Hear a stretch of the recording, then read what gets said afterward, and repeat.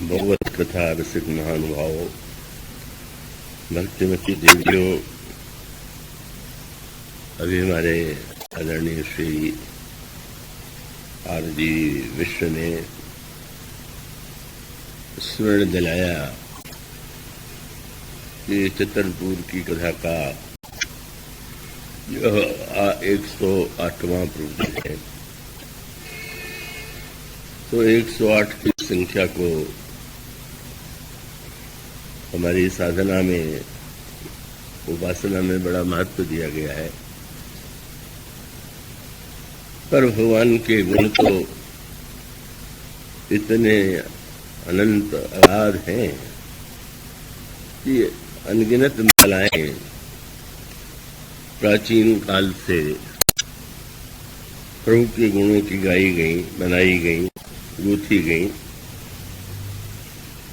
और इसी को दृष्टिगत रख करके गोस्वामी जी ने एक अनोखी बात कही। कविता और श्री राम के चरित्र का जो उन्होंने गुंफन किया वो अनोखे रूप में किया। उन्होंने ये कहा कि श्री राम का जो चरित्र है, जो गुण है, वह मानो धागा है, वह मानो सूत है, और कविता जो है वह मानो मोती है। बात पढ़ करके बड़ी अटपटी सी लगती है कि इसको दूसरे ढंग से भी तो कह सकते थे कि श्री राम के गुण या श्री राम का चित्र मोती है और कवि की कविता जो है धागा है। क्योंकि प्रत्येक व्यक्ति को ये व्यवहार में ज्ञात है कि माला की अपेक्षा मोती का महत्व अधिक होता है। पर इतने बड़े भक्त महाकवि ने बात दूसरे ढंग से रखी और उसके पीछे जो उनकी बड़ी अद्भुत भावना है, जब उस पर दृष्टि जाती है तो यह प्रतीत होता है कि गोस्वामी जी की भक्ति भावना, उनकी रसज्ञता कितनी विलक्षण है। उसमें संकेत यह है कविता का जन्म कैसे होता है, पहले गोस्वामी जी ने इसका वर्णन किया। तो मान्यता यह है कि समुद्र में जो सीप है, उस सीप से ही मोती का जन्म होता है। किंतु प्रत्येक सीप में तो मोती नहीं निकल आता। तब ये मान्यता है कि स्वाति नक्षत्र का जल जब बरसता है तो उसकी जो बूंद जिस सीप में पड़ जाती है, उसी सीप से मोती का प्रादुर्भाव होता है। और जिसमें स्वाति नक्षत्र का जल नहीं पड़ा, वो वस्तुतः उससे मुक्ता का जन्म होना अवश्य असंभव। और इसके लिए गोस्वामी जी की पंक्तियां मानस के प्रारंभिक भाग में ही आती हैं, जहां वे कहते हैं कि समुद्र में सीप, तो उन्होंने कहा जो कवि का हृदय है वह समुद्र है और कवि की बुद्धि जो है वह सीप है। हृदय सिंधु मति सीप समाना, ऐसा सांकेतिक शब्द चुना गया। सीप छोटा होता है, पतला लघु प्रतीत होता है, समुद्र विशाल है। पर उसको इस संदर्भ में यदि देखें कि कवि वह है जिसका हृदय समुद्र के समान विशाल हो और जिसकी बुद्धि जो है सूक्ष्म हो, और बुद्धि की सूक्ष्मता में ग्रहण करने की क्षमता। और ऐसी स्थिति में जब भगवती सरस्वती, जो वस्तुतः वाणी की अधिष्ठात्री देवी हैं, कविता का जो निर्माण होता है उनकी कृपा से होता है। और जब किसी की बुद्धि सीप को वे उस पर दृष्टि डालती हैं और उसमें कृपा की बूंदें पड़ जाती हैं, तो मानो कविता का जन्म हो गया। हृदय सिंधु मति सीप सवाना, स्वाति शारदा कहीं सुजाना, जो बरसई बरबार विचारू, हो ही कवित मुक्ता मनि चारू। कविता के मोती का जन्म हो गया। तो मोती को यदि माले के रूप में परिणत करना चाहें तो पहले उसमें छेद करना होगा और छेद करने के बाद फिर उसमें धागा पिरोना होगा। तो उन्होंने कहा कविता के मोती का जन्म होने के बाद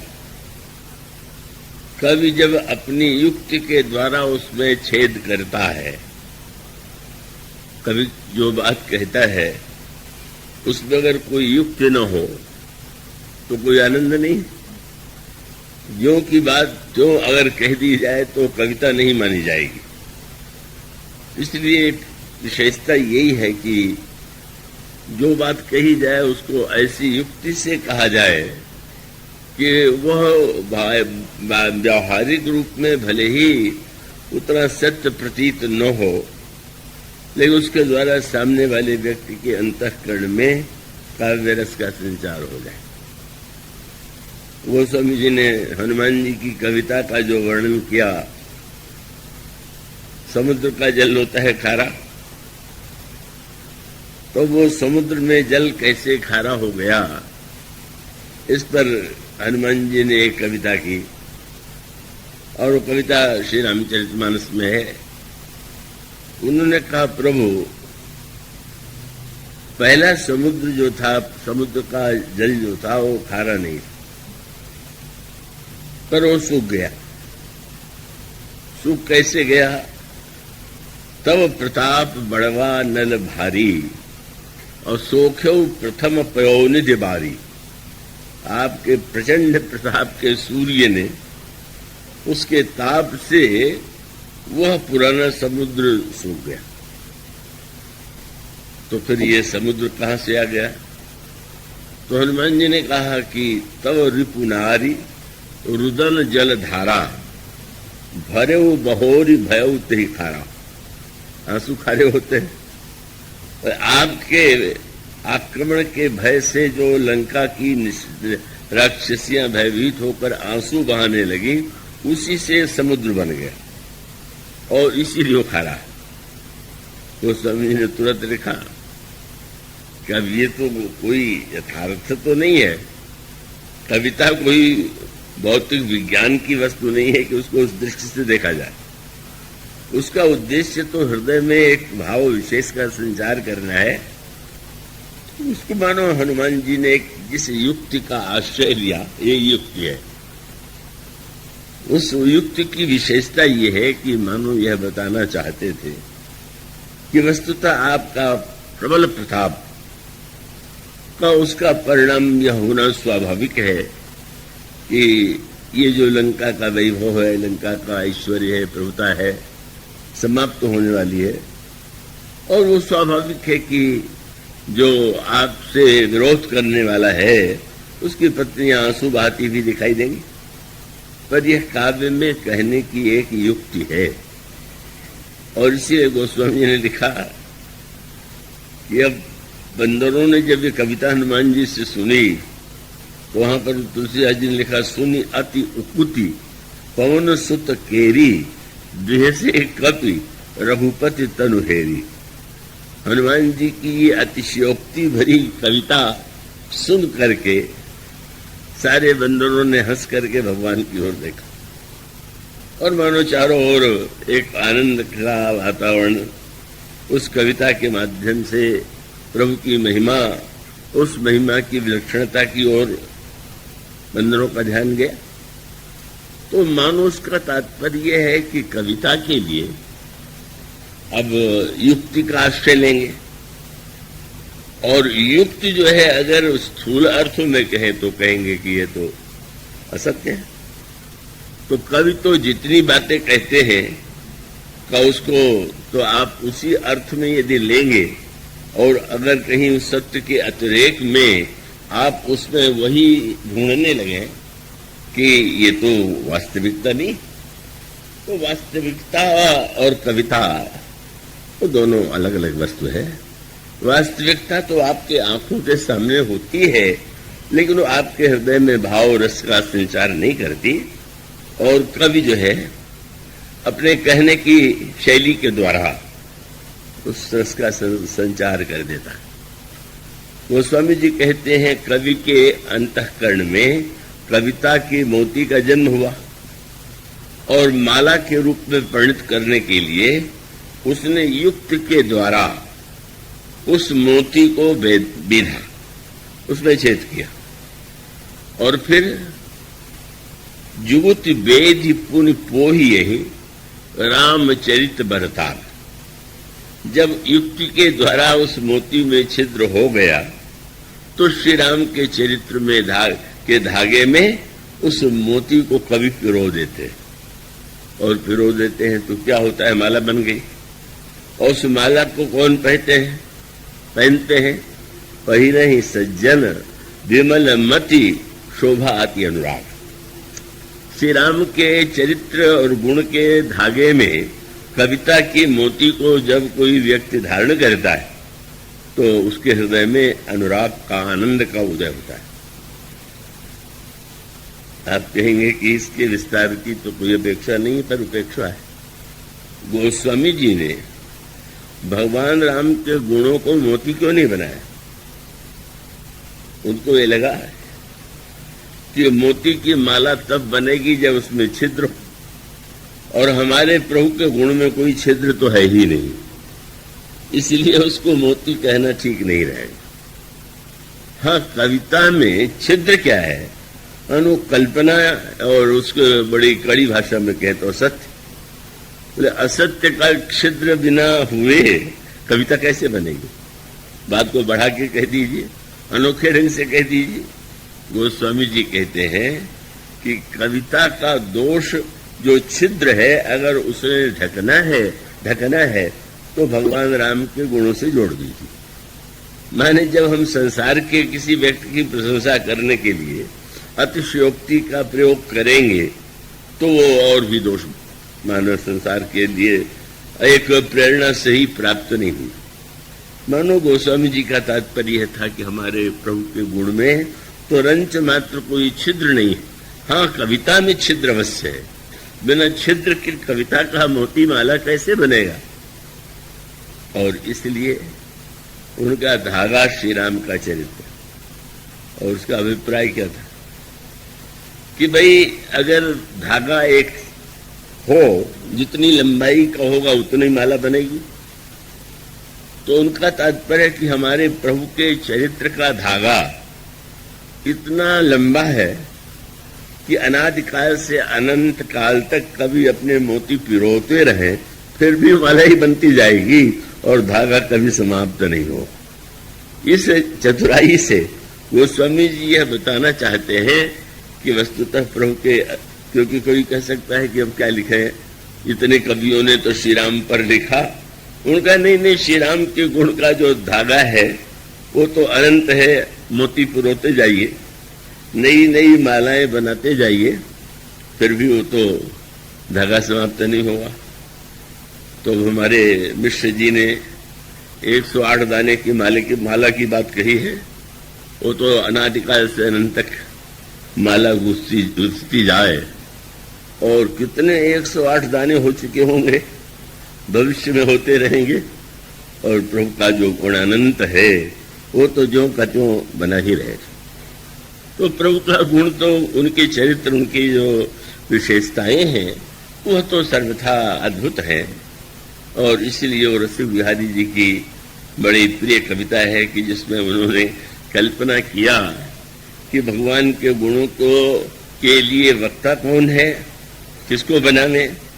तो पता चला कि शेष जी के 1000 मुंह, तो उनका शेष जी को, पर एक शेष नहीं, कवि को कल्पना नहीं तो करना है, उसने करोड़ शेष को एकत्र कर दिया, और करोड़ शेष के एक एक सिर में जो 1000 मुख हैं उसमें एक एक मुख पर एक एक जो उसका शेष का की जिह्वा है उस पे करोड़ करोड़ सरस्वती को उपस्थित कर दिया। और उसके बाद कवि ने जो लिखा वो कविता, वही कवित्व में भगवान के गुणों की महिमा। बोले हुआ के कोटि शेष, और शेष शेष प्रति कोटि शीश, और प्रति शीश कोटि कोटि मुख प्रगटावेंगे, और प्रति मुख कोटि कोटि रसना धरावे फेरी, प्रति रसना पे कोटि भारती बसावेंगे। और कितने दिनों तक, मान लीजिए हाँ 15 वर्ष हुए, मुझे तो भूल जाता है, अभी कुछ गणना लोगों ने बताई थी। वो कहते कल्प निरंतर अनंतर अनंत यो ही जन्म लय अनंत, जो अनंत गुण गावेंगे रसिक विहारी, सीता रामचंद्र जू के तऊ चरित अपार को नेक पार पावे। वस्तुतः भगवान के इस अनंत गुणों के संदर्भ में यह तो सौभाग्य है आपका, हम सब, हमारा और सबका, कि जो भगवान के गुणानुवाद की गाथा जो अनेक अनेक महापुरुषों के द्वारा, सरस्वती से शारदा के द्वारा गाई गई, और यहाँ भी छतरपुर में भी वह गुणों की स्मृति की जा रही है। 108 गाना पूरा हुआ, पर अनंत काल तक प्रभु के गुणों का स्मरण, प्रभु को गुणों की चर्चा करने के बाद भी व्यक्ति के लिए संभव ही नहीं है कि वो समस्त गुणों का प्रवचन कर सके या उसकी विशेषता बता सके। फिर भी व्यक्ति अपनी अपनी जो उसकी क्षमता है या पात्रता है, उसके द्वारा जैसा उसे प्रतीत होता है वो वैसा कहता है। सब जानत प्रभु प्रभुता सोई, तदपि कहे बिनु रहा न कोई। वह अनंत होते हुए भी, अनिर्वचनीय होते हुए भी, मानो अपनी वाणी को धन्य करने के लिए निज गिरा पावन करण कारण, राम जस तुलसी कहो, रघुबीर चरित अपार वारिध, पार कवि कौने ले हो।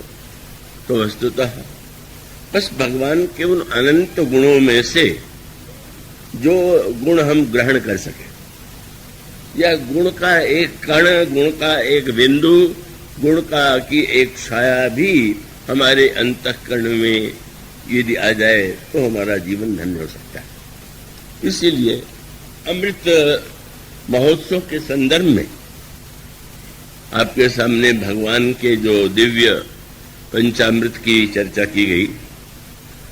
अभी अगर मैं श्रीशरण जी के वाक्य को प्रमाण माने तो पंजीरी खिला दी होगी आपको हमारे श्री व्यास जी महाराज ने। पंजीरी भी बड़ी स्वादिष्ट होती है, उसका स्वाद आपने लिया होगा। तो आइए थोड़ा पंचामृत के दूसरे अमृत का भी आनंद लेने की चेष्टा करें। अब वो अमृत के तो अनेक रूप हैं। कल तक कथामृत की चर्चा की गई। आइए दूसरे अमृत की चर्चा, जिसको गोस्वामी जी कहते हैं भगवान का रूप, रूपामृत। रूपामृत का अत्यधिक महत्व है व्यक्ति के जीवन में। सौंदर्य एक ऐसा आकर्षक गुण है जो व्यक्ति को अपनी ओर आकृष्ट किए बिना नहीं रहता। और उस सौंदर्य की जो निंदा करने वाले हैं, जो ये कहते हैं ये तो संसार मिथ्या है, रूप मिथ्या है, उनके सामने भी जब सांसारिक कोई सौंदर्य आ जाता है तो वो भी विवश हो जाते हैं। ऐसा वाक्य गोस्वामी जी ने कहा। सो मुनि ज्ञान निधान विदु मृग नयनी विधु मुख निरखी, विवश होई हरि जाने नारे विष्णु माया प्रकट। तो वस्तुतः सौंदर्य का जो आकर्षण है वो व्यक्ति को अपनी ओर आकृष्ट करता है, किंतु उस आकर्षण के साथ कुछ समस्याएं हैं और अनेक प्रकार के विकार जो हैं मनुष्य के हृदय में, मन में उत्पन्न होते हैं।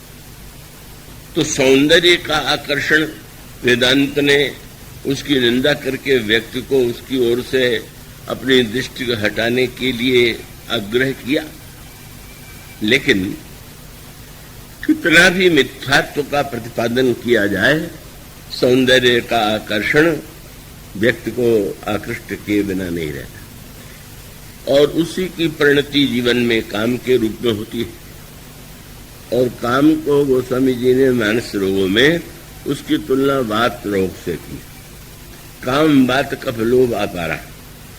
तो आयुर्वेद शास्त्र में कहा गया है कि यद्यपि कफ, वात, पित्त तीनों ही बड़े प्रबल हैं, पर उन्होंने कहा कि पित्त और क्रोध की औषधि सरल है, पर वात की जो औषधि है उसको कर पाना बड़ा कठिन है। क्योंकि वात रोग के इतने रूप हैं, इतने प्रकार से व्यक्ति के शरीर में वात का प्रकोप होता है कि योग्य वैद्य भी उसकी चिकित्सा करने में सक्षम नहीं होते। जैसे शरीर में वात होने पर उसकी चिकित्सा बहुत कठिन है, इसी प्रकार से मन में जब वात का उदय हो जाए, और वह वात काम है, काम, वात, अवलोभ, अपारा, तो काम इतने रूपों में व्यक्ति के मन पर अधिकार कर लेता है, उसमें विकृति उत्पन्न कर देता है, और उस विकृति का क्या क्या परिणाम होता है इसको आप समाज में, समाचार पत्रों में और जीवन में भी आप उसका अनुभव कर सकते हैं। अब ये जो काम का आकर्षण है, तो उस आकर्षण को शब्द के द्वारा नकारा नहीं जा सकता। भक्तों ने इसके लिए एक दूसरा मार्ग चुना। उन्होंने कहा कि हाँ, सौंदर्य की आकांक्षा व्यक्ति के आंखों में, मन में यदि है, तो वो सौंदर्य की खोज करे। और वे अंत में, जब रामायण में आप पढ़ते हैं, भगवान राम के सौंदर्य की चर्चा बहुत अधिक की गई। अनेक बार थोड़े थोड़े प्रसंगों में गोस्वामी जी भगवान राम की एक झांकी, भगवान राम का एक रूप जो है वो प्रस्तुत कर देते हैं। तो उसका उद्देश्य क्या है? एक तो गोस्वामी जी के जीवन की जो सबसे बड़ी समस्या थी वो स्वयं काम ही था, और गोस्वामी जी निरंतर जिस विकार के नष्ट करने की प्रार्थना भगवान शंकर से करते हैं, और बार बार वह संकेत आपको अन्य ग्रंथों में भी मिलेगा, वह काम। मेरे पत्रिका में कहते हैं, भगवान शिव आप तो बड़े दाता हैं, तो देहु काम रिपु राम चरण रति तुलसीदास का कृपा निधान। आप काम के शत्रु हैं, आप यदि जीवन में आवे तो हमारे जीवन का काम विनष्ट हो जाए और भगवान के चरणों में हमें रति प्राप्त हो। तो वस्तुतः गोस्वामी जी के जीवन में रत्नावली के सौंदर्य का जो आकर्षण था, उस आकर्षण के कारण बाल्यावस्था में उन्होंने जो संस्कार पाए थे, गुरु नरहर दास के पास उन्होंने जो शिक्षा पाई थी वो नष्ट तो नहीं हुई, लेकिन उस पर एक आवरण छा गया, और सौंदर्य के आकर्षण ने ऐसा लगा कि जैसे वो पुराने संस्कार कहीं खो गए हैं, भूल गए हैं, और गोस्वामी जी रत्नावली के सौंदर्य को ही अनवरत देखते रहने के लिए व्यग्र रहते। तो रत्नावली के प्रति उनका जो आकर्षण है, और किस तरह से उस सौंदर्य का आकर्षण उन्हें निरंतर उस वृत्ति में ही बिल्कुल ऐसी स्थिति में ला देता है कि जब उन्हें यह स्मृति भूल जाती है कि वे श्री राम की भक्ति का संस्कार उन्होंने पाया है, राम नाम के द्वारा उन्होंने प्रारंभ में दीक्षा प्राप्त की है, और उसके बाद किस तरह से एक दिन का वियोग होने पर वो पत्नी को पाने के लिए बढ़ती नदी में कूद पड़ते हैं। कहते हैं मुर्दे के द्वारा उन्होंने नदी को पार किया। सांकेतिक अर्थ ये है कि जब वासना का तीव्र प्रवाह उमड़ता है तो मुर्दे का आश्रय का अर्थ ये है कि भाई जीवित व्यक्ति को तो यश और अयश की बड़ी चिंता रहती है, लेकिन मुर्दे को इसकी कोई चिंता नहीं है। तो मानो मुर्दे के समान, मुर्दे का आश्रय चाहे उसको भौतिक माने या कविता माने, उसका तात्पर्य है कि उस समय वो एक शववृत्ति, और जब वे रात के समय पहुंचे ससुराल में तो ससुराल का द्वार बंद था। तो द्वार जो होता है वह तो मर्यादा का एक प्रतीक है। घर में दरवाजा न होने पर कोई भी आ सकता है, कोई भी जा सकता है, सुरक्षा जीवन में नहीं रहेगी। इसलिए व्यक्ति जो है घर में द्वार का निर्माण करता है, और यह मर्यादा का ही द्वार है। इस मर्यादा के द्वार को आप उचित समय में जिस व्यक्ति को भीतर बुलाना चाहते हैं उसके लिए खोल देते हैं, और जब आप चाहें कि कोई व्यक्ति न आवे तो अगर वो द्वार पर खड़ा भी हो जाए तो आप उसे द्वार को बंद कर देते। तो मानो यह जो तुलसीदास जी को द्वार बंद मिला, उसका अभिप्राय है कि ससुराल जाने का भी एक समय होता है, एक मर्यादा होती है। अब कोई रात को बड़ी बाढ़ में मुर्दे के सहारे आवे और आशा रखे कि इस ससुराल के दरवाजे पर लोग माला लिए खड़े स्वागत करेंगे, तो ये तो बहुत ही ऐसी धारणा है कि जो अनुपयुक्त है। पर वो खोज लेता है जो व्यक्ति विषयी होता है, कामी होता है। कहते हैं खिड़की तो खुली हुई थी, कितनी भी मर्यादा का द्वार रखा जाए, पर ऐसा तो नहीं है कि कोई न कोई उसके बिना भी मर्यादा को छोड़ करके भी अपने उद्देश्य को पाने के लिए घुस जाए। और फिर आप ये जानते ही हैं कि गोस्वामी जी की पत्नी ने जब यह देखा तो उसने ये नहीं सोच करके बड़ा स्वागत नहीं किया कि मुझसे कितना प्रेम करते हैं, किस तरह से रात्रि के अंधकार में चले आए हैं। उसको लोक लाज की चिंता हो गई कि लोग कहेंगे क्या, लोग कितनी मेरी हंसी उड़ावेंगे, मैं क्या करूं, अगर उनको रात्रि के समय मैं लौटाऊं तो नहीं ठीक, रोकूं तो प्रातः काल ही चर्चा होगी, कब आए, कैसे आए, क्या होगा। तो मानो उस लोक लाज की चिंता स्वाभाविक है एक नारी के लिए, वो व्यग्र उन्हें बना देती है, क्षुब्ध बना देती है। और उसी में उन्होंने वो प्रसिद्ध दोहे की बात कही जाती है जिसमें उन्होंने कहा, अस्थ चर्ममय देहमय मम तासो ऐसी प्रीत, हड्डी और चमड़े से भरे हुए मेरे शरीर के प्रति आपकी इतनी प्रीति है, और आप तो बड़े संस्कार में राम भक्त रहे हैं। अगर उस सौंदर्य की ओर आपकी दृष्टि चली जाती तो आप इस समस्या से मुक्त हो जाते। और गोस्वामी जी, वो तो एक क्षण होता है जब कोई एक वाक्य भी व्यक्ति के जीवन को बदल देता है।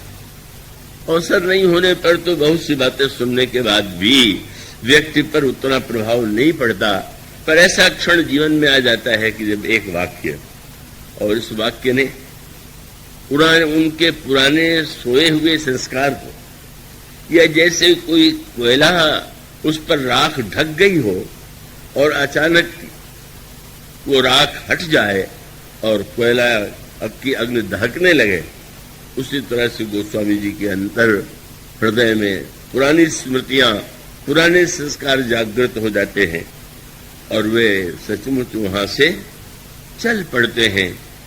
उनको स्मरण होता है कि नहीं, मुझे सौंदर्य के पाने की अभिलाषा कितनी बड़ी तीव्र थी, क्यों नहीं हम अगर सौंदर्य ही पाना है तो वो हमारे प्रभु का सौंदर्य, जिसको उन्होंने गुरुजी से रामायण कथा में सुना था, का वो उसके प्रति आकर्षण होता है और वे श्री राम के सौंदर्य की दिशा में चल पड़ते हैं।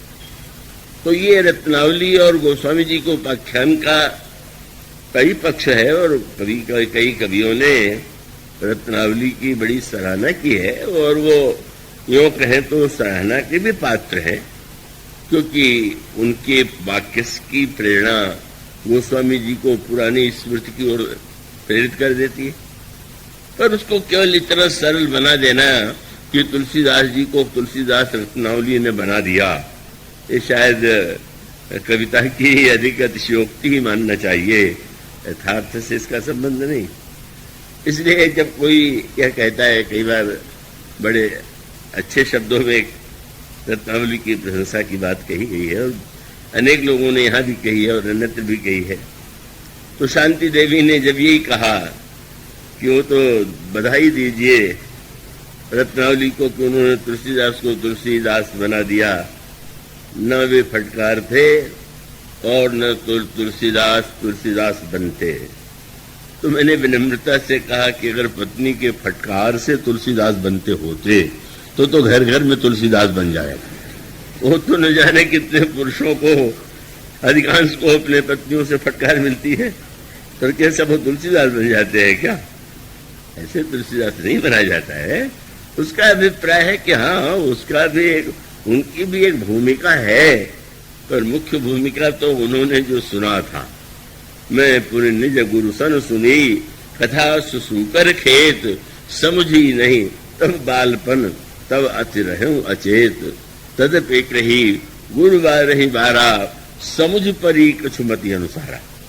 बाल्यावस्था में जिस बालक ने चारों ओर भिक्षा मांगी हो और अंत में गुरु नरहरिदास का आश्रय मिला हो, और जहां पर उन्हें सूकर खेत में राम कथा सुनने को मिली हो, तो उनके अंतःकरण में पहले से ही संग्रहित थी और वह कथा उनके अंतर हृदय में थी। केवल उन वाक्यों का यह परिणाम हुआ कि वो पुराना जो संस्कार था वो चैतन्य हो गया और चैतन्य होकर के ही उन्हें उस महान लक्ष्य की दिशा में प्रेरित करता है। तो इसलिए वस्तुतः गोस्वामी जी के ग्रंथ में जो श्री राम के सौंदर्य का इतना अधिक वर्णन है कि कई बार कई लोगों को लगने लगता है कि बस एक प्रसंग में ही 2 बार 3 बार 4 बार जहां देखिए गोस्वामी जी श्री राम की झांकी, श्री राम की सुंदरता का वर्णन करने लगते हैं। अगर वो आए हुए हैं पुष्पवाटिका में तो भी श्री राम की सुंदरता, अगर धनुष तोड़ चुके तो भी सुंदरता, अगर दूल्हे के वेश में चले भी एक झांकी, मंडप में भी दूसरी झांकी। इस तरह से रामायण में श्री राम के सौंदर्य का इतने रूपों में जो चित्र प्रस्तुत किया गया, उसका तात्पर्य यही है कि सौंदर्य को केवल स्थूल रूप में ही रस लेने में रसज्ञता नहीं, सौंदर्य के रस लेने में जो इतने स्थूल पद्धति से रस लेता है, वो मानो उतना ही उसका हृदय और मस्तिष्क जो है तो उसमें रस के लिए जैसी कोमलता चाहिए वो नहीं। उसका अभिप्राय क्या? आप एक वाटिका में जाएं और किसी खिले हुए फूल को देखें और फूल को देख करके आप और पास चले जाए, बड़ा सुंदर फूल है, और वहां जाने पर आपको सुगंध का भी अनुभव और आप उस फूल को तोड़ दें, सूंघें, अपने किसी कोट में या किसी वस्त्र में उसको लगा लें, क्या हो? थोड़ी देर के बाद वो मुरझा जाएगा। और जिसको आपने इतना ऊंचा स्थान दिया था, अपने हृदय के पास लगा लिया था, उसको अपने वस्त्र से निकाल करके फेंकने में आपको कोई संकोच नहीं होता। इसलिए गोस्वामी जी ने कहा कि रसज्ञता का पाठ तो वस्तुतः भ्रमर के माध्यम से लिया जा सकता है। गोस्वामी जी ने दोहावली रामायण के एक दोहे में कहा कि एक व्यक्ति वह है जो तोड़ करके, मरोड़ करके, काट करके फल और पुष्प का रस लेता है और उसके द्वारा अपनी भूख मिटाता है। अपनी भूख मिटाने में जिस वस्तु का वो उपयोग कर रहा है उसको नष्ट कर देने में उसे संकोच नहीं होता। पर गोस्वामी जी ने कहा दोहावली रामायण में, तब ये जो है पियत सुमन रस अली विटप, कोल काट फल खात, तुलसी तरु जीवी विकल जुगल, सुमति कुमति कह बात। माने एक व्यक्ति ने उसको नष्ट करके रस लिया तो वो उसमें रसज्ञता नहीं है, और जो व्यक्ति उस पर ऐसा रस ग्रहण करे, जब एक भंवरा पुष्प से रस लेता है तो उसकी विशेषता है कि उसके हृदय में उस पुष्प को मरोड़ने, नष्ट करने की वृत्ति नहीं होती। इसलिए गोस्वामी जी का संकेत यह है कि सांसारिक सौंदर्य को लेने की जो हमारी शैली है, वो वृत्ति है, वो तो बड़ी स्थूल है।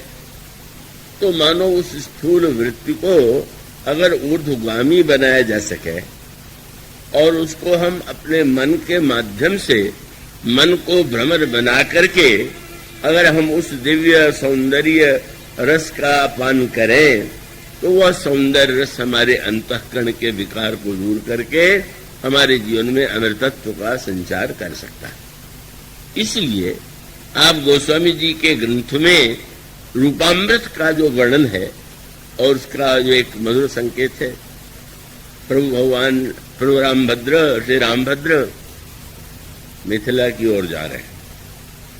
अभी गोस्वामी जी की शैली का एक विलक्षण दार्शनिक पक्ष है कि श्री राम के सौंदर्य का सबसे अधिक प्रभाव जो है गोस्वामी जी ने जनकपुर या दूसरे शब्दों में कहें तो विदेह नगर में ही प्रस्तुत किया। और इसके पीछे मानो संकेत यह था और वो बड़ा समझने योग्य है। श्री राम का सौंदर्य और फिर उस सौंदर्य को देखने की दृष्टि और उस सौंदर्य को ग्रहण करने से हमारे अंतःकरण में जीवन में जो प्रभाव पड़ता है वही उसका महत्वपूर्ण है। और इसका अर्थ यह है कि जनकपुर जो विदेह नगर है वहां की स्त्रियों ने भी श्री राम की सुंदरता को देखा और लंका जो रावण का नगर है और आध्यात्मिक भाषा में जो देह नगर है, देह नगर के व्यक्ति ने भी श्री राम की सुंदरता को देखा। कृपया कथा सुनते समय जरा देह नगर से ऊपर उठ जाइए। जो सो रहे हैं वो थोड़ा देह नगर में अगर रहेंगे तब तो सो ही जाएंगे। जरा विदेह बनिए, थोड़ा आप अपनी को निद्रा से बचाइए। तो वो जो देह नगर से नारी आती है शूर्पणखा, वो भी तो सुंदरता देख करके मोहित होती है और वो श्री राम से यही तो कहती है कि मैंने संसार में देख लिया कि तुम्हारे समान कोई सुंदर नहीं है। तो चाहे जनकपुर में नारियां कहें कि इनके समान कोई सुंदर नहीं है और चाहे देहनगर लंका से आई शूर्पणखा कहे, हाँ ये बात अवश्य कि विदेह नगर वालों ने वह नहीं कहा जो देहनगर वाली शूर्पणखा ने कहा। जनकपुर वासिनी स्त्रियों ने देखा तो यही कहा कि क्या सौंदर्य है। और यह सौंदर्य तो सीता जी के ही उपयुक्त है। इनका विवाह तो वैदेही से होना चाहिए। और शूर्पणखा ने उसको दूसरे रूप में कहा कि तुम्हारे समान यदि कोई सुंदर नहीं है तो मेरे समान सुंदरी भी नहीं। और तुम्हारा विवाह तो मेरे लिए ही लगता है ब्रह्मा ने समझ बूझ करके मम अनुरूप पुरुष जग नाही, देखो खोज लोक तिहु माही, ताते अब लगी रहूं कुमारी। और कितना उसकी अहंकार की वृत्ति है और कितनी सावधानी है। मैंने आज तो कह दिया कि ये बहुत सुंदर, आपसे समान सुंदर नहीं। और उसको तो कहीं संदेह नहीं था कि मेरे विवाह का प्रस्ताव तो स्वीकार करेंगे, क्योंकि मैं लंकाधिपति रावण की बहन हूं और मेरा सौंदर्य भला कौन स्वीकार करेगा। अब उसको भविष्य की चिंता हो गई कि विवाह तो हो जाएगा और विवाह होगा तो झगड़ा जरूर होगा। वो तो हर तरह से उसी ढंग से सोचने का अभ्यास है। और झगड़ा होने पर कभी न कभी यह राजकुमार मुझ पर ताना देंगे कि तुम ही तो आई थी मेरे पास विवाह करने के लिए, मैं थोड़ी ही गया था तुमसे विवाह का प्रस्ताव करने। तो पहले ही बता दिया कि तुम्हारे समान कोई सुंदर नहीं, मेरे समान कोई सुंदरी नहीं। पर फिर भी मैं बता देती हूँ क्या कि आज तक मैंने इसीलिए विवाह नहीं किया कि मेरे समान कोई था नहीं। हाँ, अब आज तुम्हें देख करके शब्द जोड़ दिया, ताते अब लग रहूं कुमारी, मन माना कछु तुम्हें निहारी। मेरी बराबरी का सौंदर्य तो नहीं है, पर चलो अब कोई नहीं है तो थोड़ा बहुत तुम में ही है। तो मानो देह नगर वाला व्यक्ति, और वो बहन किसकी, तुलसीदास जी से पूछा गया शूर्पणखा का परिचय, तो कह सकते थे वो विश्वकर्मा मुनि की बेटी थी, पर उन्होंने कहा कि शूर्पणखा रावण की बहनी। रावण की बहन। और रावण जो है, यूं तो उसकी 20 आंखें हैं, लेकिन उसके लिए गोस्वामी जी का 20 लोचन अंध, हाँ 20 आंख वाला अंधा। और शूर्पणखा की वही वृत्ति है। और शूर्पणखा की दृष्टि से श्री राम को जब कोई देखता है तो वो सौंदर्य का वह रूप जो उसका अंतरंग रूप है वह नहीं दिखाई देता। और इसीलिए वो सब जी का ग्रंथ तो बड़ा तात्विक दार्शनिक आध्यात्मिक है कि अंत में जो संवाद होता है और भगवान श्री राम के द्वारा का एक व्यंग्यात्मक जिस वाक्यावली का प्रयोग किया गया, शूर्पणखा ने जब जाकर के कहा कि तुम मुझसे विवाह करो, तो प्रभु कह सकते थे कि संभव नहीं है, लेकिन प्रभु ने उसमें एक दूसरी भाषा का प्रयोग करते हुए कहा, आई कुमार मोर लघु भ्राता, और मेरा छोटा भाई कुमार है। तो मैंने उसको लगा कि ये कह रहे हैं कि तुम्हें विवाह करना है तो तुम कुमार जो है उसके पास जाओ, सीते ही चीते ही में तो तुम तो देख रही हो कि मेरा विवाह हुआ है। और वो तत्काल चली जाती है। और लक्ष्मण जी से जो वार्तालाप हुआ, जब लक्ष्मण जी ने देखा कि शूर्पणखा आ रही है और यह भी देख लिया कि प्रभु ने भेज दिया, तो लक्ष्मण जी का चरित्र तो इतना महान है, समझ गए प्रभु कोई लीला का विस्तार करना चाहते हैं। और ऐसी स्थिति में अब इस समय मैं अगर एक कोरे सत्य के रूप में ये कह दूं कि नहीं नहीं बिल्कुल नहीं, मेरा तो विवाह हुआ, मैं तो कुमार नहीं हूं, तो बातें ही समाप्त हो जाती। उन्होंने ये शूर्पणखा से एक बार भी नहीं कहा कि मेरा विवाह हुआ। जब वह सामने जाकर खड़ी हुई और कहा कि तुम्हारे भाई ने कहा है कि वो तुम कुमार हो, तो लक्ष्मण जी ने शूर्पणखा की ओर तो आंख उठा के देखा नहीं, प्रभु की ओर देखा, क्या लीला करना चाहते हैं। आंखों में ही कोई बात हुई और तब उन्होंने तुरंत कहा, सुंदरी सुनो, सुंदरी सुनो। सुंदरी शब्द सुनते मगन हो गई शूर्पणखा। बड़ा भाई तो बड़ा रूखा था, देखा भी नहीं, एक शब्द भी मेरी प्रशंसा में नहीं कहा। कम से कम छोटा भाई रसिक तो है, मुझे सुंदर कह तो रहा है ना। लेकिन उसको आश्चर्य था कि वो तो न मेरी ओर देख रहा था और न सुंदर कहा, और ये सुंदर कह रहा है पर देख नहीं रहा है मेरी ओर। और लक्ष्मण जी समझ गए। तो लक्ष्मण जी का तात्पर्य था कि जब तक मैं नहीं देख रहा हूं तभी तक तुम सुंदरी हो, और जब मैं देख दूंगा तब तो तुम्हारा असली रूप आ जाएगा सामने। मानो व्यंग ये था कि शूर्पणखा ने ये कहा था कि मैं कुमारी हूं, कुमारी नहीं थी। उसका विवाह विद्युज्जीव नाम के राक्षस से रावण ने किया था, और किसी बात पर रुष्ट हो गया तो सिर काट लिया। तो वस्तुतः विधवा थी। पर श्री राम से जब उसने कहा कि मैं कुमारी हूं, तो प्रभु का साहित्यिक व्यंग था कि अगर लंका की भाषा में कुमारी की यही परिभाषा है, तो उस परिभाषा में तो मेरा छोटा भाई भी कुमार ही है। मानो वो तो एक जो साहित्यिक व्यंग था। अच्छा, तो लंका में कुमारी का यह अर्थ माना जाता है, तो उस अर्थ में मेरा छोटा भाई कुमार है। और लक्ष्मण जी बोलने में कितना शब्द, उन्होंने ये नहीं कहा, उन्होंने कहा कि मैं तो पराधीन हूं और तुम्हारा सुपास या नहीं। क्या तात्पर्य था? मानो बहुत बड़ा व्यंग था। कहने के लिए तो तुम पति को ढूंढने आई हो, पर तुम्हें पति की आवश्यकता नहीं, तुम्हें तो दास की आवश्यकता है। विवाह भी जिससे करोगी उसको दास बना के रखना चाहोगी, और जब तुमको दास चाहिए तो तुम तो जानते ही हो कि उनकर दासा।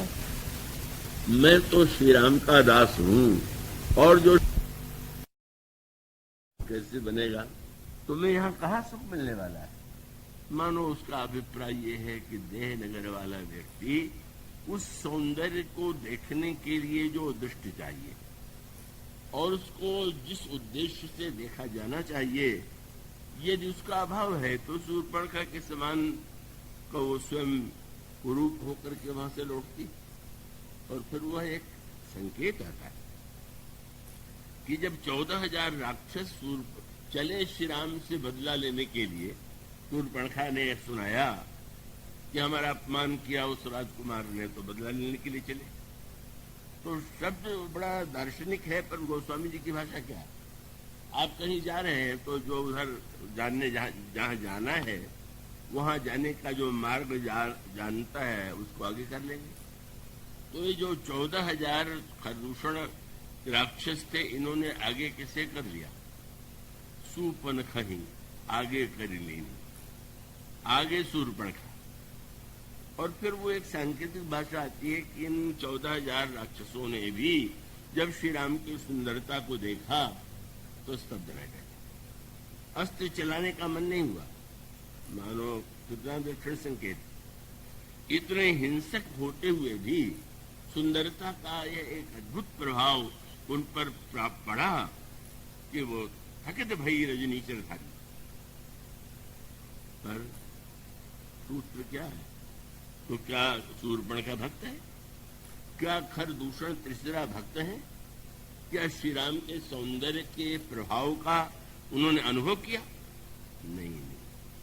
इसका तात्पर्य यह है कि शूर्पणखा को आगे चलकर के चलने का अर्थ है शूर्पणखा की दृष्टि से ही उन्होंने श्री राम को देखा। और जैसे शूर्पणखा को श्री राम बहुत सुंदर प्रतीत हुए थे, लेकिन जिस समय वह निराश हुई उस समय उसने सीता जी को खा लेने का प्रयास किया। इसी के कारण यह राजकुमार मेरी ओर दृष्टि नहीं डाल रहा है। मानो उसका संकेत यह है, जो वासना प्रवण व्यक्ति से देखता है सुंदरता को, उसमें पाने की अधिकार की वृत्ति का उदय होता है। और पाने और अधिकार की वृत्ति का उदय होने के बाद अगर उसमें बाधा पड़ती है तो शत्रुता पर उतर आता है। कितनी घटनाएं समाचार पत्रों में आती है, किसी के प्रति आकृष्ट व्यक्ति उसके मुंह पर तेजाब डाल दे, उसको मार डाले, उसकी हत्या कर दे। उसका तात्पर्य है कि वासना और वासना के अतिरेक में का व्यक्ति की बुद्धि इतनी विकृत हो जाती है कि वो दुष्टतापूर्ण ढंग से भी जिस सौंदर्य की प्रशंसा कर रहा था उसको नष्ट करने का प्रयास करता है। पर यही दृष्टि शूर्पणखा की और यही खरदूषण त्रिशिरा की। उन्होंने खरदूषण त्रिशिरा ने मंत्री को बुला करके यही कहा कि हम भरी जन्म सुनो सो भाई, देखी नहीं है सुंदरता ही, ऐसी सुंदरता आज तक हमने देखी ही नहीं। लगा भक्त होने जा रहे, और यहां तक कह दिया कि यद्यपि भगनी कीन कुरूपा, बध लायक नहीं पुरुष अनूपा। यद्यपि इन्होंने हमारी बहन को कुरूप कर दिया है, पर ये वध करने योग्य नहीं। लेकिन अगले ही वाक्य में पता चल गया, जैसे शूर्पणखा की दृष्टि, जैसे शूर्पणखा का वाक्य, वैसे खरदूषण की वृत्ति। उसने कहा बस इसका एक ही उपाय। मंत्री से कहा तुम जाकर के राजकुमार से कहो कि वो अपनी सुंदर पत्नी हमें दे दें और वो लौट गए। फिर वही वृत्ति। मानो शूर्पणखा के अपमान का बदला लेने का उपाय क्या है? का बस अधिकार, अगर हम बदले में उनकी पत्नी पर अधिकार कर ले तो हमारे अपमान का उपशमन हो गया, उसका बदला चुक गया। जब कोई देह की दृष्टि से, वासना की दृष्टि से का उस सौंदर्य को देखता है, तब उसमें वही वृत्ति आवेगी कि जो संसार में बहुधा आपके सामने, समाज के सामने आती रहती।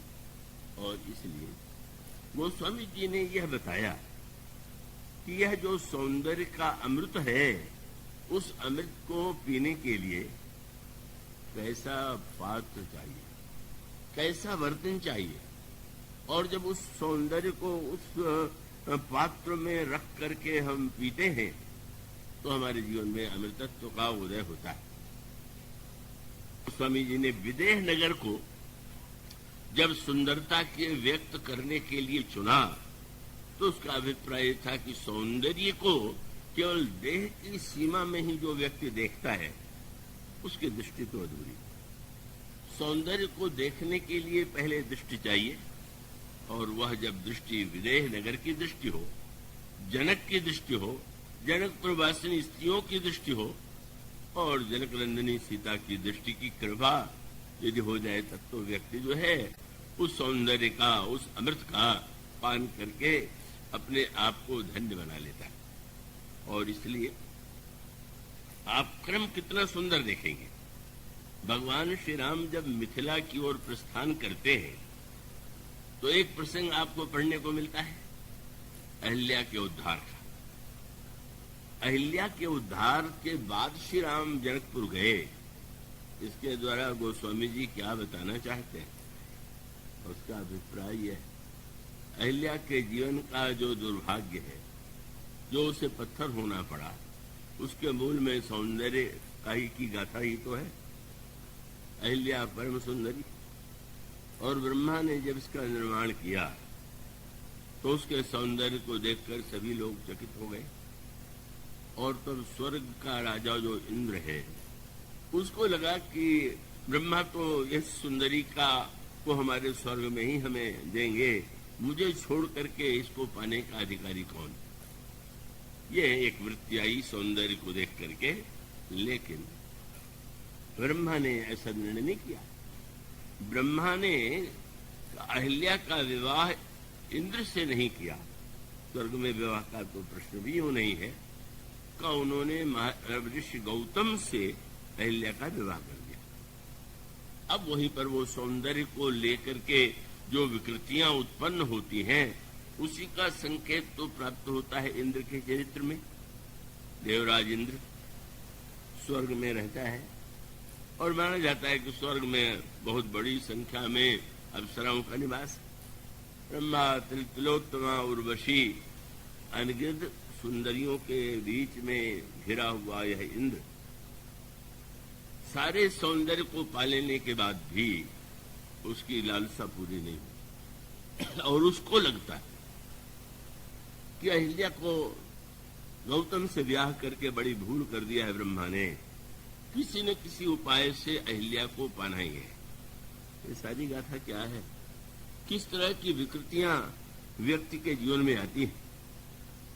रावण के जीवन में भी, खरदूषण तीसरा के जीवन में भी तो ही है, पर इंद्र जो देवराज कहलाता है उसकी वृत्ति भी इस प्रकार की है।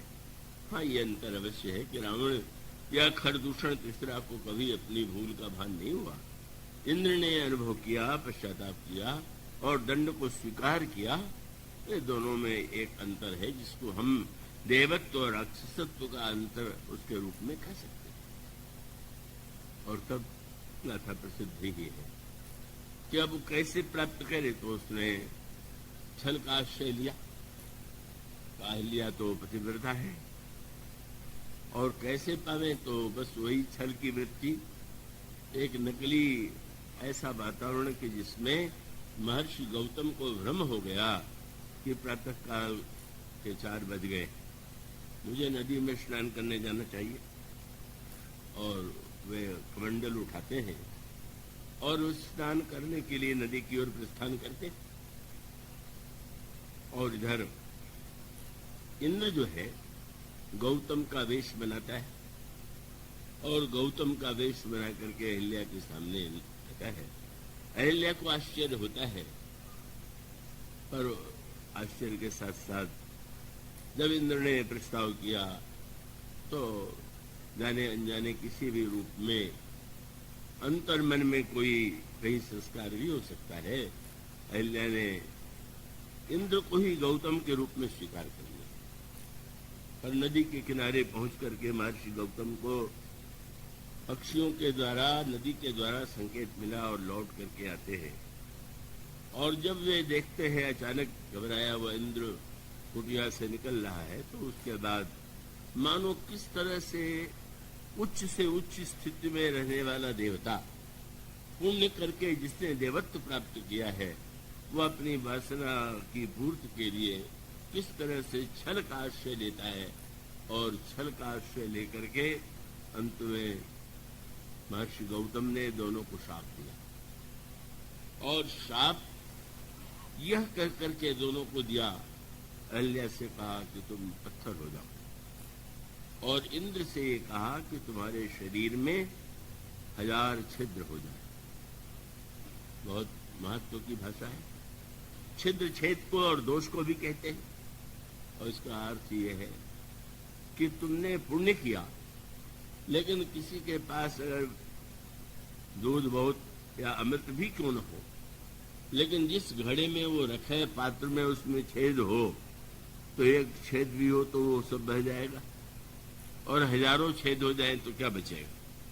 तो मानो संकेत ये था कि तुमने पुण्य किया, देवत्व प्राप्त किया, और जब तुम इस दिशा में छल के द्वारा, कपट के द्वारा अपने वासना की पूर्ति करने में संकोच नहीं करते हो, तो तुम्हारे शरीर में 1000 छिद्र लोगों को संकेत करते रहे कि व्यभिचारी व्यक्ति की स्थिति क्या होती। और अहिल्या से मानो ये कहा कि तुम ये कह सकती हो कि मैंने तो नहीं पहचाना, ऐसा क्यों हुआ? भ्रम तुम्हें कैसे हो गया? तुम्हारी बुद्धि को क्या हो गया था? यह तुम्हारे बुद्धि की जड़ता है, और जड़ता है तो जाओ, तुम जड़ता का प्रतीक पत्थर है, तुम पत्थर के रूप में परिणित हो जाओ। पर अंत में जब बहुत विनय इन दोनों ने किया, हाँ बहुत बड़ा अपराध हुआ, जाने अनजाने में, पर इसका प्रायश्चित क्या है, तो बड़ी दार्शनिक कथा थी। महर्षि गौतम ने कहा कि अब बहुत दिनों तक तुम्हें प्रतीक्षा करनी पड़ेगी, और इंद्र जिधर से निकलेगा लोग देख करके कहेंगे वो 1000 छिद्र वाला जो है ये व्यभिचारी इंद्र है, चारों ओर इसकी अपकीर्ति होगी। पर जब श्री राम जनकपुर की ओर जाएंगे, तब उनके चरण के स्पर्श से तुम चेतन हो जाओगे। और इंद्र से ये कहा कि जब राम को दूल्हे के रूप में तुम जनकपुर में उनका दर्शन करोगे, तो तुम्हारे ये छिद्र नेत्र के रूप में बदल जाएंगे। इतनी गंभीर गाथा। अब एक व्यक्ति पूछ सकेंगे, जब इंद्र ने ऐसा किया तो हम ऐसा करते हैं तो क्या हानि है? हमने कहा आप दूसरे इंद्र तो बन रहे हैं, लेकिन आपको सामाजिक दंड, नरक का दंड तो मिल ही सकता है। तो उस कथा का तत्व मानो यह है कि किस प्रकार से वासना की विकृति का परिणाम अगर श्रेष्ठ व्यक्ति के जीवन में भी हो तो उसकी स्थिति ऐसी होती है। पर विवाह और दूल्हे से जोड़ने का अर्थ क्या हुआ? विवाह में तो सौंदर्य का ही वर्णन है। विवाह स्वयं जो है शृंगारिक रूप में ही परिणित होने वाला एक प्रसंग होता है, और तब श्री राम की सुंदरता का जो वर्णन किया गया, और सुंदरता के साथ बहुत सुंदर संकेत आता है। प्रभु के चरण के धूल के स्पर्श से अहिल्या जब चेतन हो गई, तो महर्षि गौतम से लेने के लिए स्वयं आ गए। पर अहिल्या ने बहुत बड़ी जो मांग की भगवान राम से, वो बड़ी भावमयी थी। अहिल्या ने कहा, महाराज एक बार मुझसे भूल हुई, पर मैं कैसे दावा करूं कि फिर ऐसी भूल कभी नहीं होगी। तो न होने का उपाय एक ही है कि रोग के साथ अगर मैं अभी से दवा का सेवन करूं तो जिससे वो रोग न हो। तो अहिल्या ने अंत में क्या मांगा? महाराज मेरा मन तो भंवरा है, और यह जो मन का भंवरा है विषय की ओर चला गया। पर आप विनती प्रभु मोरी, मैं मति भोरी, नाथ न मांगो बर आना, पद कमल परागा, रस अनुरागा, मम मन मधुप करे पाना। आपके चरण पंकज का जो रस है, मेरे मन का भ्रमर उसका पान करता रहे। उसका अभिप्राय है कि आपके चरण रस के मकरंद का पान करने के बाद उसमें वासना और उसकी विकृति का उदय नहीं हो सकता। तो मानो जनकपुर जाने से पहले ही भगवान राम के द्वारा मानो यह संकेत है कि अगर हमें सौंदर्य के प्रति आकर्षण है, तो उस सौंदर्य को यदि हम मोड़ करके मन को, आंखों को भगवान के चरणों में लगावें, और उस सौंदर्य रस का हम मन के द्वारा आनंद रस पाने लगे, तो हमें वासनाएं विकृत नहीं बना सकती। और इसी प्रकार से जब भगवान राम दूल्हा के वेश में घोड़े पर बैठे हुए हैं, फिर वही संकेत, और वो संकेत ये था कि यही बरबाज रामा सवारा, तही सारदौ न बरनी पारा। यहाँ तो आंखों की होड़ है। ब्रह्मा के 12 नेत्र, शंकर जी पंचमुख है तो 15 नेत्र, और स्वामी कार्तिक जो शंकर जी के पुत्र हैं उनके क्या 12 नेत्र, 12, 15, इस तरह से जो होड़ है। ब्रह्मा के 8 नेत्र। और तब गोस्वामी जी ने कहा सब अपनी अपनी आंखों से भगवान को देख रहे हैं। अब अंतर इतना है कि संसार में हमारे नेत्र के प्याले, नेत्र का जो बर्तन है वो बड़ा है और सांसारिक सुंदरता थोड़ी है। इसलिए एक सुंदरता आने के बाद भी दूसरी सुंदरता की चाह बनी रहती। पर यहाँ उल्टी बात है। यहाँ प्रभु का सौंदर्य विशाल है और ये आंखें जो है, इसका जो बर्तन है वो छोटा है, और इसलिए यहाँ पर तो होड़ लग गई। जब ब्रह्मा ने श्री राम की सुंदरता को देखा तो देख राम छवि विधि हरसाने, पर 8 नैन जानी पछताने। क्या बतावें, 4 ही मुंह मेरे है, 8 ही आंखें हैं, जरा कमी रह गई। और फिर स्वामी कार्तिक जी ने व्यंग भरी दृष्टि से ब्रह्मा को देखा। वैसे तो आप मेरे पितामह हैं, विनाश तो मैं आज आपसे जोड़ा हूं। आपके 8 नेत्र हैं। सुर सेन पौर बहुत उछाहू, विधिते जोड़े लोचने लाऊं। मानो ब्रह्मा के हृदय में आनंद और पश्चाताप, स्वामी कार्तिक के हृदय में एक तुलनात्मक रूप से अपनी विशेषता का भान। और उसके बाद शंकर जी का तो क्या कहना है। शंकर राम रूप अनुरागे, और नैन 5 10 अति प्रिय लागे। ब्रह्मा ने नेत्र को देखा और अपनी कमी देख ली। स्वामी कार्तिक ने देखा तो अपने नेत्र में और ब्रह्मा से जोड़ापन देख लिया। शंकर जी ने इधर उधर नहीं देखते हैं, श्री राम की सुंदरता देखते हैं और वो अत्यंत अनुराग में डूब गए। 5 10 को अलग कर दिया। गोस्वामी जी कह सकते थे 15 नेत्रों से बड़े प्रसन्न हुए। अलग क्यों कर दिया? क्योंकि शंकर जी का जो तृतीय नेत्र है वो भस्म करने वाला माना जाता है। तो शंकर जी के 5 मुख हैं और इस तरह से 15 नेत्र तो हैं, पर 5 नेत्र तो दाहक हैं। लेकिन आज मानो उन 5 नेत्रों ने कहा कि आप खोल करके तो हमारा भी तो सौभाग्य दे, हमें तो सौभाग्य दीजिए। तो आज शंकर जी 15 आंखों से देखने लगे। मानो उनका नेत्रों का तात्पर्य था कि हाँ, मेरी दृष्टि से जिन वस्तुओं का विनाश हो जाता है वो अनित्य होती है, पर यह सौंदर्य तो नित्य है। और इसलिए शंकर जी धन्य हो गए। किसी ने गोस्वामी से पूछा तो ब्रह्मा और ये शंकर जी और स्वामी कार्तिक में श्रेष्ठ कौन है? तो भाई श्रेष्ठ तो चौथा है। कौन? बोले ये जो इंद्र है, रामायण भर में इससे बहुत कम अवसर है जब इंद्र के लिए निंदात्मक शब्द के स्थान पर प्रशंसात्मक उपाधि दी गई हो। यहाँ पर गोस्वामी जी ने कहा राम ही चितव सुरेश सुजाना। उसको अजाना और न जाने क्या कहा तो रामायण में बहुत बार कहा गया। खराब से खराब शब्द कहे गए। गौतम शाप परम हित माना। सुजान क्यों है? का शाप से व्यक्ति को अपराध बोध होता है और जो देता है उसके प्रति आक्रोश होता है। मेरा बड़ा धन्य भाग्य, मेरे अपराध के बदले में गौतम जी ने शाप दे दिया और आज मेरे छिद्र जो है नेत्र के रूप में बदल गए। और उसका अभिप्राय है जब हम सांसारिक सौंदर्य वासना की दृष्टि से देखते हैं तो वो छिद्र हो जाता है, और जब हम भगवान की ओर देखते हैं तो सौंदर्य को देखना दृष्टि देने वाला, दृष्टि को पवित्र करने वाला हो जाता है।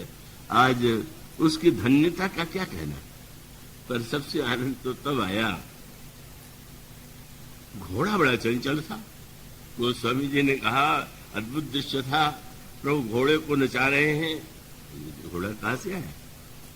अयोध्या से क्या दशरथ जी लाए हैं क्या?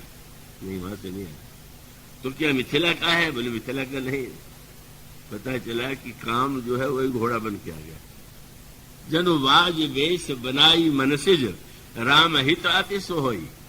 आपने बय बल रूप गुण गति सकल भुवन विमोहई जग मगत ज्योति जराव ज्योति मोति मानिक मन लगे किंकिनी लगाम लगाम ललित सुदेख सुर नर मुनि ठगे। इतना अद्भुत वर्णन घोड़े का, पर गोस्वामी जी की चतुराई देखिए, घोड़े के वर्णन के साथ साथ उन्होंने लगाम का वर्णन और लगाम की शोभा का वर्णन भी कर डाला। किसी ने कहा हमारे मत तो घोड़े का है कि लगाम का? अरे घोड़ा मूल्यवान होता है, लगाम का क्या मूल्य है? गोस्वामी जी ने कहा लगाम का मूल्य तो नहीं था, लेकिन लगाम जिसके हाथ में है उसका कितना बड़ा मूल्य है। और वो लगाम का ही तो सारा खेल है। मानो काम घोड़ा बना और श्री राम के हाथ में लगाम हो गई। काम है, सौंदर्य है, पर यहाँ पर संसार को नचाने वाला काम नहीं। को जग काम नचाओ न जी, सबको नचाने वाले काम को भगवान नचा रहे। और उस समय गोस्वामी जी ने कहा ऐसा अद्भुत नृत्य हो रहा है कि गोस्वामी जी कहते जब प्रभु नचाने लगे तो अद्भुत दृश्य था। जन पर वरी नचाओ, जैसे बादलों की ध्वनि पर मेघ गर्जना नृत्य कर रहा हो, ऐसा एक अद्भुत दृश्य उपस्थित हो गया। और तब मानो संकेत ये था, आज भी तो शंकर जी आए हुए थे। मानो काम का जो घोड़ा था शंकर जी की ओर देखने लगा। पहचान गए शंकर जी, अच्छा तो तुम भी आए हुए हो। मानो उस घोड़े ने कहा कि महाराज उस दिन तो आपने आंख खोल करके मुझे भस्म कर दिया था, आज तो 5-5 आंखें खुली हुई है, भस्म करिए तो जाने। पर तुरंत शंकर जी ने मुस्कुरा करके कहा जरा सा राम को छोड़ के अलग हो जाओ तब पता चले तुम्हें। मानो इसका अभिप्राय कि तुम्हारी धन्यता और तुम्हारी अनित्यता भी नित्यता में इसलिए बदल गई कि तुमने श्री राम से अपने को संबद्ध कर दिया, उनके संकेत पर तुम नृत्य कर रहे हो। का तात्पर्य है कि वह सौंदर्य जो व्यक्ति को नचा रहा है, विकृति और बुराइयों की ओर ले जा रहा है, जब उसको भगवान की सुंदरता से जोड़ देते हैं और भगवान के सौंदर्य रस का पान करने लगते हैं, और वह वर्तन ठीक होना चाहिए। जो बुरे राजा आए थे उनको आनंद ही नहीं आ रहा था, तो अन्य जो भले राजा थे उन्होंने कहा देखो, तो गगड़ करके बोले क्या मंधे देख नहीं रहे क्या? तो उन्होंने कहा देखा हूं राम ही नैन भरी। फिर कैसे? तो जी ईर्षा मदमोह, आंखों में तो ईर्षा मोह मदमोह भरा हुआ, बर्तन भरा हुआ है, उसमें क्या सुंदरता रहेगी? मानो जब कोई व्यक्ति पवित्र भाव से भगवान की सुंदरता को निहारता है और पियत नयन पुट रूप पीयूषा मुदित सुवसन पाई जब भूखा, जब उस सौंदर्यामृत का पान करता है तो अंतर मन का विकार नष्ट हो जाता है और उस व्यक्ति का जीवन धन्य हो जाता है। आज इतना ही, इसके बाद कल बोलिए सिया।